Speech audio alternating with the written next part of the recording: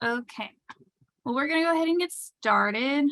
Hi, everybody. I'm Jamie Middleton. I'm the Program Officer at the Arkansas Humanities Council, and I wanted to start a little series, call it Webinar Wednesdays, to walk through our different grant opportunities, how to apply for them, and open it up for questions for people if they don't know exactly what our forms mean or some of the language that we use, and just kind of give you an opportunity to talk directly with us about our different grant applications.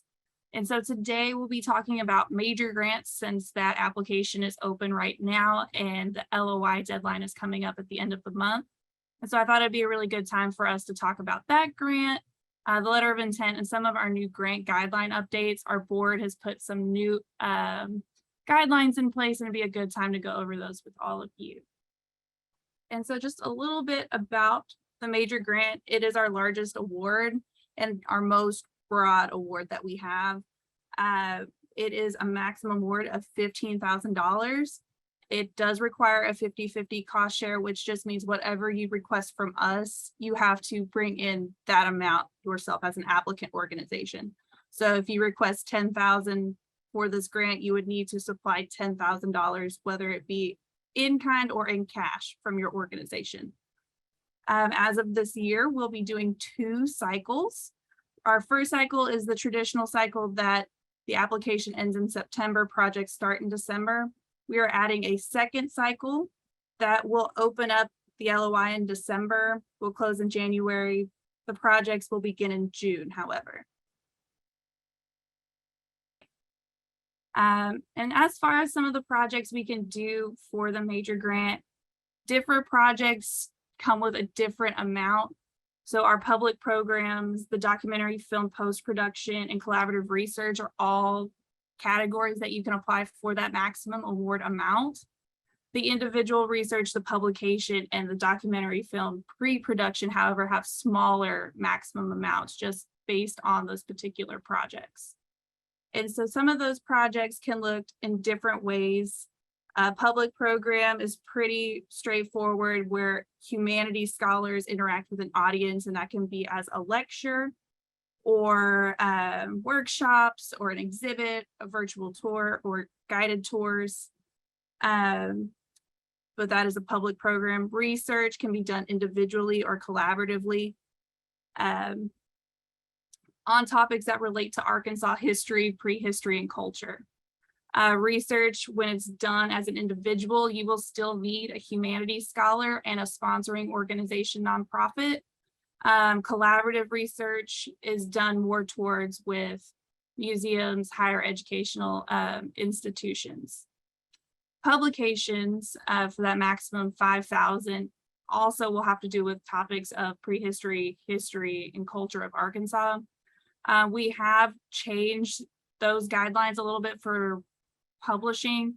Traditionally, publications could only be done through traditional publishers, but we've made an exception for this next year to allow small nonprofits and small museums and historical societies to be able to self-publish. Both routes, the traditional self-publish, you will need to submit a transcript of what you'll be publishing at the beginning of the application. As soon as you submit that application, you need to have a transcript of what you're printing to be included with that application. And then documentary film, we have 2 types, the pre-production, the post-production. The pre-production is a lot of the planning, the research, and the concept of the film. The post-production is doing the actual filming of the documentary. And so that's why those 2 pieces are different maximum amounts. If you are doing this particular project, you will need to submit all of the people involved on the project, the filmographers, researchers, and include a bio of, or essentially like a resume for those individuals and why they have the credentials to be doing this project. If you're doing either in publication, film, oral histories, we'll need stuff like transcripts of the oral histories to kind of look over to make sure what is being produced and published is in line with our guidelines. And so that applies for film, publications, and oral history projects. Some other media projects that we can do are exhibits, whether it be a physical exhibit or virtual. It can be a humanities-based website, historical signage, webinars, podcasts, etc. And so that just kind of opens it up more. But again, it has to have a strong humanities content and a specific kind of tie to Arkansas and serving an audience in Arkansas. If you have any questions regarding a project you have in mind, feel free to reach out after today at the end of the presentation. We are more than happy to go over those with you. As far as major grant requirements, the letter of intent is a preliminary form that we have. It is simply to verify the applicant's organization is able to receive federal funding. Our major grant funding, as well as most of our other grants, are federally funded. So there's a lot of very specific details that we need to be able to corroborate whether you are of a tax exemption status that we can fund. And so we will need a unique entity ID, which is a 12-digit number that says that you're able to receive federal funds. From what I'm hearing, the backlog is not as bad as it was before. They're saying anywhere from like a couple weeks. Someone's told me today it took them 2 days to get their numbers. So it is moving a lot quicker than it was in the past. We'll also need an employment identification number, as well as a letter of determination for your organization from the IRS. And those three things together will let us know if we're able to fund federal funds to your organization for your project. In addition, in that LOI, we'll require a project description, and that's letting us know what you're doing with the funds. What is your project? Who is involved? How it will be implemented, and what audiences are you serving during that grant period. And finally, for the letter of intent, we need an initial project budget. And that project budget can be really simple. It can just be like a little spreadsheet saying, these are our projected budget items. This is how much we're expecting that to cost. This is what we're doing as cost shared. This is what we're requesting from the Arkansas Humanities Council. As long as it's really clear what you're requesting from AHC, what you're planning to do with those funds, it should work for us for this stage. The letter of intent will need to be submitted and approved before you can move on to the application. And that brings us to our major grant requirements for the application. So kind of to start off, a lot of our questions are logistical in that, what is your grant period? For these two cycles, they have different grant periods, and your project must fall within those timeframes. For our first cycle that is currently open, projects cannot begin until December 1st. If they're currently ongoing, that wouldn't necessarily be eligible at this time. Your project has to start between December 1st of this year, and it will need to end before November 30th of next year. For the cycle that is coming up later in the year, it'll begin June 1st, and funds in the project will need to take place between June 1st of next year and May 31st of the following year. And then we'll ask more about your finance contact. They're another person that's really important to your project. The project director or the applicant is the one who is typically taking responsibility of submitting the LOI and submitting the application, and is doing the large legwork for the project. The finance contact or the fiscal agent is the person who receives the funds from us and disperses them where they need to go. This person cannot also be the project director, but you'll need to name that person at the beginning of the project, because if it is approved, we'll need them to sign off when we do the grant agreement and the initial financial request. The third person that is really involved with your project is the humanities scholar. This person is typically an individual that has expertise in a particular field of study that pertains to the humanities and is really involved with the field in which your project is taking place. You'll need to submit their contact information. We've started doing this as a third party It's a third-party form, so not printing out stuff and having them sign it, but sending them an email separately through the application. So you'll need to be in contact with your humanities scholar to let them know to be looking for an email asking them what their role is with your project, what their credentials are, and why they're a good fit for your project. And usually this person has some kind of humanities background and a humanities related to the humanities content of your project. And so we'll be asking questions as to what area of the humanities your project covers. How is this area utilized or highlighted within the project? Our evaluators are really looking for that humanities content in your project and it being the central part of your project and the core of your project. And then lastly, with the application, we look for questions as to project planning. How did this project come about? How did you plan it out with your team, with your humanities scholars?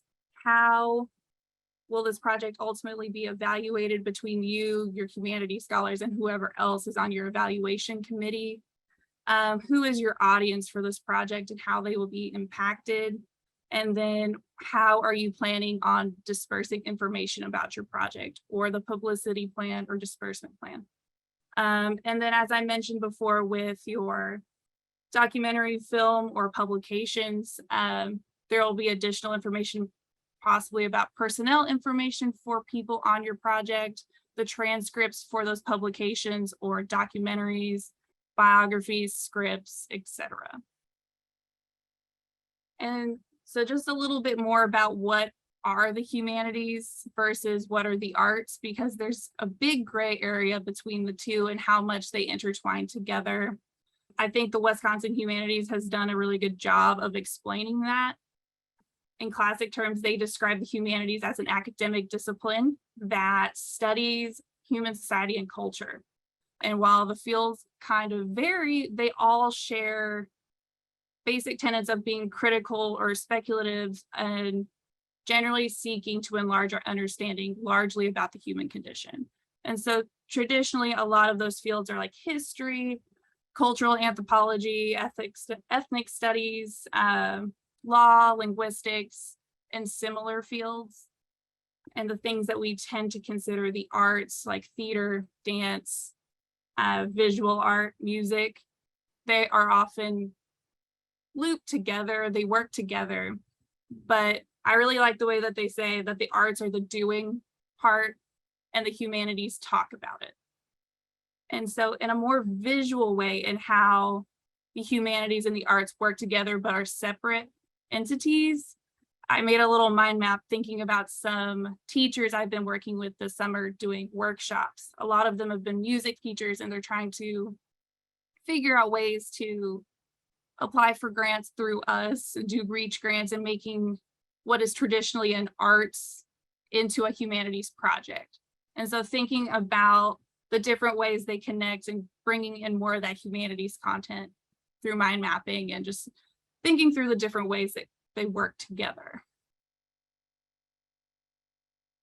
So more grant requirements for the major grant is the budget. That is kind of the biggest part of the technical application. And so this comes in two parts, the budget summary and the budget explanation. And so this is technically 3 pages. It's linked in the application. The first 2 pages are the budget summary, and those let us know in total what is the project cost, what is your request from the Arkansas Humanities Council, and what is your cost share, whether that be in cash or in kind. And that's that first page. The second page is more of a fillable spreadsheet where you begin to break down those total numbers. Are you using AHC funds for honoraria, for travel, for printing? Are you using your cost share towards equipment rental or equipment purchase, things of that nature? That's where you begin to kind of break it out into those different categories. Then when you get to the budget explanation, that is a verbal and a numerical document where you begin to explain and justify what those totals are. A lot of the time for, say, travel, mileage rates are federal rates. and you would use those to calculate the total amount that you would be requesting from us or that you would be contributing for that category. For things such as books or supplies, you would need to provide us a quote, whether it be an Amazon cart or an unpaid invoice, showing what exactly you're purchasing or you're going to purchase, the amount of them, their unit cost for a total. And we'll use both of those things to corroborate those three pieces of the budget. And so this third little box about the required documentation, that's just, if there's not a federal or a state rate available for a budget item, you'll need to provide something that lets us know where you got your numbers from. That's all that's really saying. And then at the end of it, if you submit your application, if there is something missing, we'll reach out to you and let you know, like, hey, I need a quote for where you got your postage number from. Like, how do I know how much a postage order is for you and why it is costing this much? And it lets our evaluators know where you're getting your numbers from. And that brings us to, what can your funds be used for a major grant? Those can be largely used for travel expenses, whether it be mileage, airfare, and lodging. It cannot be used for like a per diem or meals or food in that respect, just the travel expenses. It can also be used towards personnel costs, whether it be honoraria or salary and wage expenditures, as long as it is not a part of their regular assigned duties. And then supplies and materials, printing and duplicating, for which we'll need those quotes to let us know the amounts and the quantities for those. Equipment rental or purchase up to $1,000, and then the postage and mailing. And then this is a very long list of things the grant cannot be used for. This is just a short generic list. We have a longer list on our website if you would like to see, but it largely talks about no meals, no food or drink as a part of your grant usage, fundraising or for-profit activities, construction, renovation, preservation, murals. Towards the end, it's more about being able to pay people for their regularly assigned duties or things that they already do, grant writers, fellowships or scholarships, and you can't use our grants to re-grant. There's a longer list on our website that gives the full details about what funds can be used for versus what they cannot be used for. If you have questions, definitely feel free to reach out, or if you have questions, we can take those at the end if you have questions now. And that will bring us to some of our guideline updates that we've had this year as of January 1st for all of these except for the last one. This is for our printing costs. We're trying to be a little more eco-conscious and cutting down on our carbon waste and our printing paper waste. And so we are looking at printing costs not exceeding 25% of the whole budget for your project. That's not to say you can't use some printing as long as it is less than 25% of your full budget. Then for speaker fees or honoraria, the maximum allowed is $1,000. And then for the whole project, $5,000. And then our third update for that will be the Humanities Scholar. The principal Humanities Scholar should come from outside of your applicant organization. That's not to say someone within your organization cannot serve as a Humanities Scholar. You will just need an additional person to be a scholar that is outside of your organization. And then, as I mentioned before, an exception will be made for publications from small nonprofits, historical societies, museums, and so on, to be able to self-publish rather than go through traditional publishers.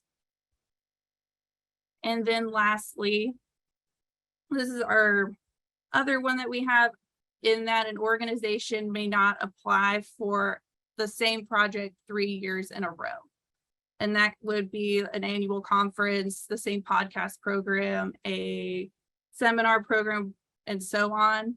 If there's been 3 years in a row for the same project, there will be a 2-year break before you can apply for that project again. That is not to say you can't apply for a different project in that 2 years. It just can't be the same one. This will take place January 1st of 2024. So if you are someone who has been doing the same project for multiple years and has been receiving funding for that, you can do that one more time with this fall cycle. But then the next time you will be unable to apply for that project. And that brings us back to the top of major grants, in that our cycle is currently open for cycle 1. The LOI opened June 15th. It'll be closing July 31st. If that is too tight of a deadline, that's why we've opened up a second cycle that opens in December to give you a little bit more time going forward. If you have any questions, we can take those now, but this is our grants team here at Arkansas Humanities Council. On the call currently, we have our executive director, Jamie Middleton. She works on access to the humanities grants and major grants with Adrian and myself in Asia. Adrian is also on the call with us. She is the associate director here at AHC, and she is largely in charge of those museum collections and resource grants, as well as major grants. And then Katie Daly, she's our chief financial officer, and she handles all of the money on our end and gets it to the fiscal agent for you and your projects. And then Asia, she is the newest member of our little team, and she'll be doing Black History and Culture grants moving forward, as well as major grants. And so as we go through the major grants process, you will be hearing from me, if not everybody on our little team, and we're always happy to take questions via email, call us, we can hop on a Zoom, and yeah. All right, well, I don't have anything else to add. Thank you all so much for coming tonight. And hopefully I will see you guys in my inbox or see you at another webinar in the future.